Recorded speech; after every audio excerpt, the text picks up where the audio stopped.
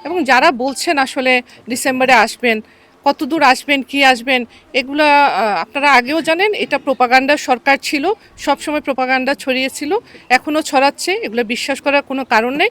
কেন কারণ নেই? এখন বাংলাদেশের মানুষ গণতন্ত্রটাকে ভোগ করছে।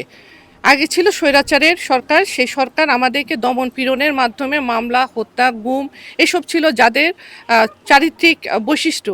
তো তারা এখন নাই, তারা আসার জন্য অনেক রকম কথা বলবে, সেগুলো বিশ্বাস করার কোনো কারণ নেই। আল্লাহ আবু সাইদের পরিবারকে তুমি আল্লাহ এই কষ্ট সহ্য করার তৌফিক দান করো। আরও যারা শহীদ হয়েছে, যারা এখনো বিকলাঙ্গ অথবা অন্য অবস্থায় পড়েছে, তাদেরকে তুমি ক্ষমা করে দাও। আল্লাহ আমাদের মনের আশাকে তুমি পুরো করে দাও। আল্লাহ কতদিন আমরা দেখবো এই অবস্থা। আল্লাহ আমাদের দেশকে তুমি শান্তিময় করো। এই আবু সাইদ তুমি স্বচ্ছ করে দাও। আল্লাহ আমাদের মনের নেক মাকাসিদ মুসলিম আলহামদুলিল্লাহ রাব্বিল আলামিন।